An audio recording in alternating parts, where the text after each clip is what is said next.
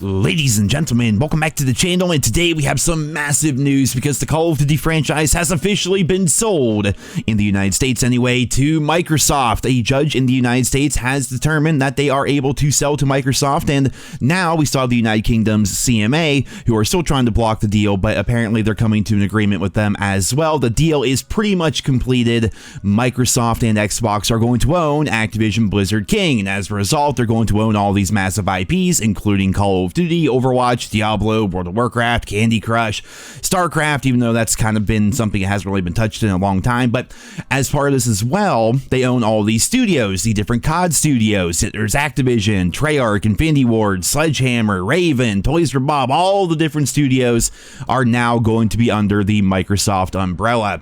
Now, according to the judge themselves, they say that Sony opposes the merger. Its opposition is understandable. Before the merger, Sony paid Activision for exclusive marketing rights that allowed Sony to market Call of Duty on PlayStation, but restricted Xbox's ability to do the same. After the merger, the combined firm presumably will not agree to such restrictions. Before the merger, a consumer wanting to play a Call of Duty console game had to buy a PlayStation or an Xbox. After the merger, consumers can utilize the cloud, which I think we're years away from that anyway, to play on the device of their choice, including it is intended on the Nintendo Switch. Perhaps bad for Sony, but good for Call of Duty gamers and future gamers. That was kind of the crazy part about this entire thing. Like, they didn't really talk too much about like World of Warcraft, which is also massive. It's like the biggest MMO in the world. They didn't talk too much about Overwatch or Diablo 4, really. I mean, maybe it's because we're in a bit of an echo chamber, therefore like more COD news will come towards us, but they were really talking about COD the entire time and the implications that would have, you know, Call of Duty be owned by Microsoft, who of course has the Xbox, and the big console war still is Xbox versus PlayStation. And, you know, they kept talking about it. Sony obviously was very opposed, but Microsoft has won, and hopefully in the long run this is going to be good. I know people are definitely going to be skeptical when it comes to the idea of one company owning so many major games and so many major IPs, right? I mean, Microsoft owns a bunch of other stuff on top of just now Activision. They own Bethesda, for example. You know, they own all these major IPs. So I can definitely see why some people are going to be skeptical as to what they may end up actually doing with the IPs now that they're going to be owning them. But in the past, Phil Spencer of Microsoft has said that he wants to get rid of exclusivity. They want to bring Call of Duty to even more platforms and more eyeballs. We're talking like more stuff on mobile, stuff with the Nintendo Switch. Apparently Nintendo, in fact, is even working on like another console, and that console is going to be roughly the power of the original Xbox One and PlayStation 4.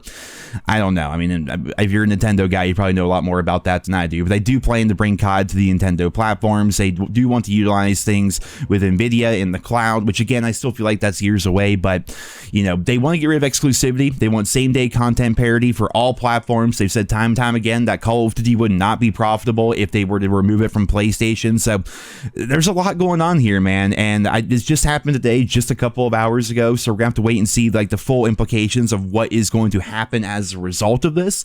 But Microsoft has won, and Call of Duty has been sold. They have a new owner, and we're going to have to wait and see if anything is actually going to happen good as a result of this. They talked a big game when they were trying to get the acquisition approved, but now that it's been approved, it's up to Microsoft and, of course, you know, Activision, who is under Microsoft now, and all the different COD studios to actually make the changes that fans are hoping for. My personal hope, and I've talked about this before, is I really feel like when they're going out and spending all this money, what was it, like $60 billion, something absurd like that, right? They're doing all this to acquire the Activision Blizzard IPs, Call of Duty probably being the biggest one.